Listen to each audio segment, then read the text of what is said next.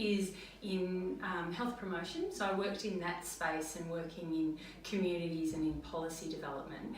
And then that led me into an opportunity to actually be elected as a local councillor for the Surf Coast Shire. So that was an incredible step up. That was through being president of the Kinder Committee, which was really, because my children were starting that journey. So going to Surf Coast Shire, being a councillor, I really understood the power of position and influence, and being around the table where policies are developed and decisions are made is really important, and that is a leadership opportunity. And then I guess I was elected mayor on 2 occasions, and that means I'm leader of the team of councillors. So that was fantastic, and that was a really great learning experience about using your platform and using your voice to influence others. And I was really passionate about my community, and I still am. I then decided I really wanted to go back into my professional work and develop some other sort of business skills, and had a great role at the TAC, which is a management role there. And then the opportunity to work at Leisure Networks brought a whole lot of things together: my health promotion, my leadership as a CEO, and also my work in social insurance through the TAC, where the NDIS was really coming into play. So yeah, it's been a bit of a journey on different ways of gaining leadership and me learning about what leadership means for me as well. When you started at Leisure Networks, it was at the start of the whole NDIS pilot. You must have been a little bit daunted by the massive job that was ahead, but you also had that vision. How did you deal with that? I think it's almost, you don't even know what's ahead, really. And so I was really passionate though about the work that Leisure Networks did and does. So I really believed in the importance of working in community settings, and so our work in sport was strongly connecting to me. I understood a bit about the disability insurance scheme, but I understood more about social insurance, so sort of where the potential of giving people choice and control and letting them make their decisions and funding to go with it. So I think that we didn't really know what it was going to look like. So my vision wasn't about what the NDIS was going to offer. My vision was about how I could build great people inside Leisure Networks to navigate the uncertainty, to actually be such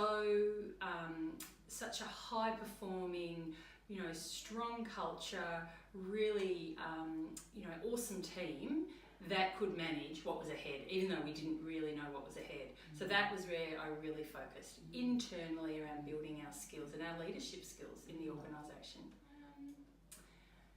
Well, it's absolutely not about position or title, and it's certainly not about power. So that's what great leadership is not.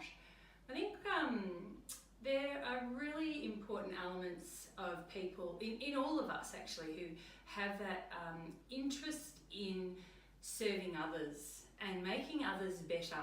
And to me, that's great leadership. It's actually focusing outside. So it's not what you do necessarily, or well, I guess it is what you do, but it's what you do to support others to grow, to shine, to evolve, to reflect. And I think to do that well, you have to have a really serious interest in people and in the minutiae of their life, because that's what we're all made up of. So knowing people and knowing their family and knowing what's important to them, and then understanding where their skill set adds best value. So I'm really interested in that. I have a really strong interest in women in particular returning from maternity leave back into the workforce. I've done that myself, you've done that.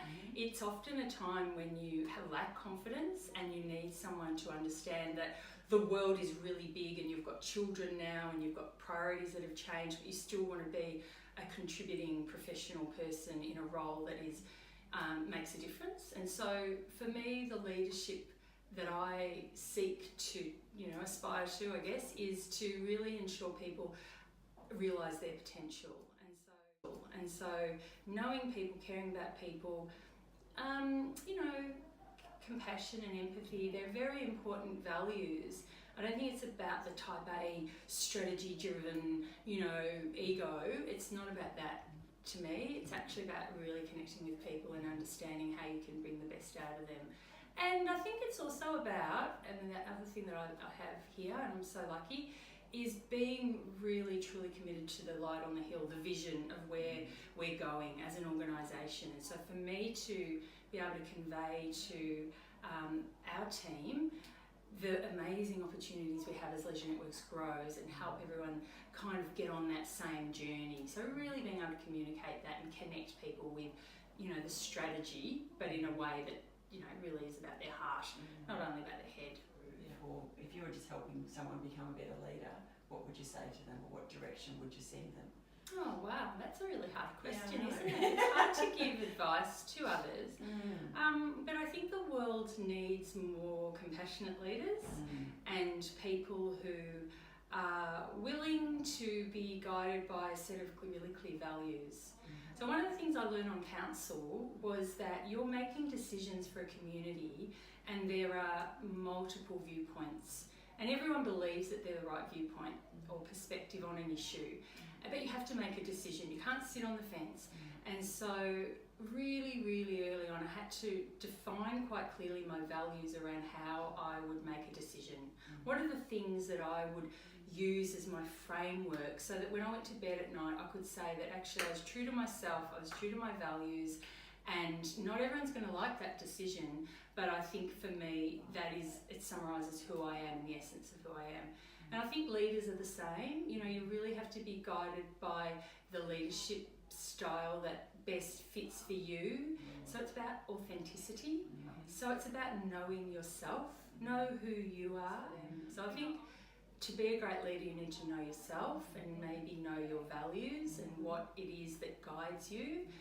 And, never stop learning. So I'm always trying to learn about how people do great things across all different sectors. So really explore lots of different sectors. I'm a really progressive thinker in terms of politics. I'm, very, very much a lefty really, I guess.